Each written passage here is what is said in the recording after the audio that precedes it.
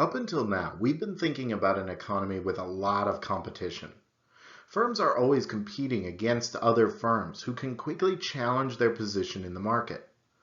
We've assumed that competition would be strong enough to drive markets to equilibrium. Economists call this market structure perfect competition. A market will be perfectly competitive when sellers have access to all information about the best production methods and when there's free entry and exit into the market. When this is the case, we noted that competition will drive prices down until each firm in the market is earning zero economic profits. Here's an example to explain what I mean. Right now, Apple is earning a lot of profit. It's making and selling iPhones. Doesn't that seem to be a violation of our zero profit condition?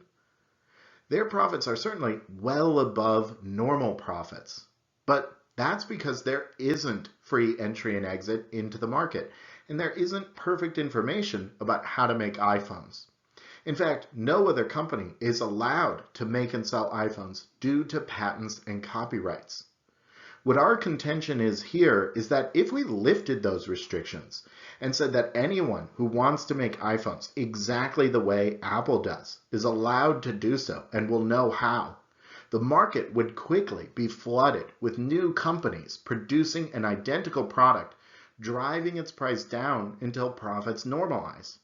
That isn't the situation in the market for iPhones, but it's not too far from true when we're talking about something like the market for iPhone charging cables.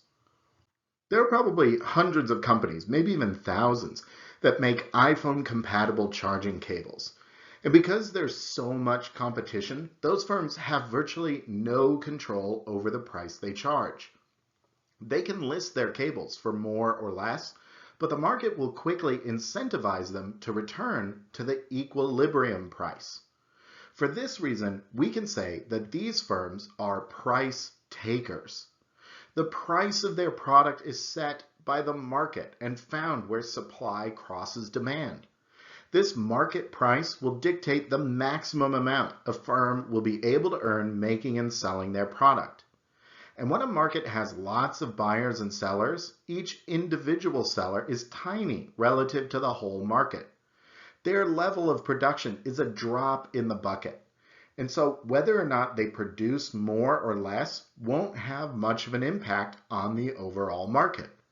When markets are competitive, you end up with lots of firms, all producing a small share of the overall market, each operating as efficiently as possible, lest they be driven out of business by competitors who can make the same thing cheaper.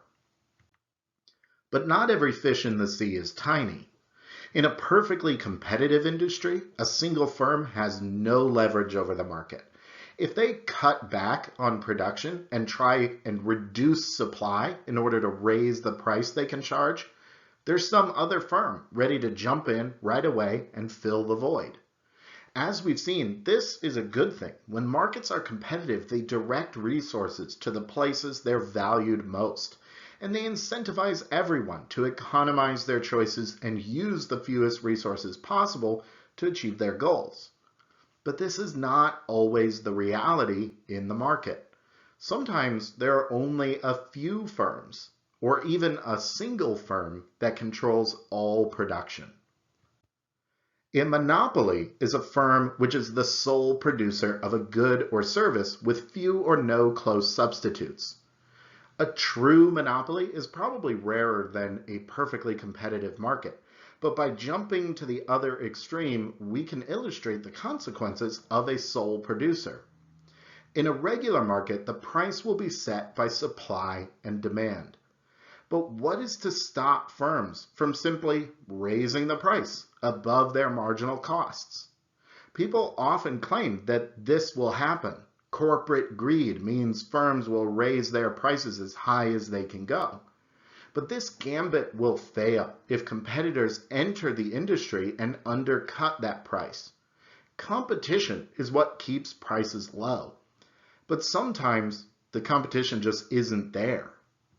Market power is the power to raise the price above marginal cost without fear that other firms will enter the market.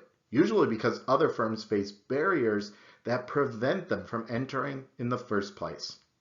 Monopolies have market power because there are no other firms to fill the void they create with higher prices.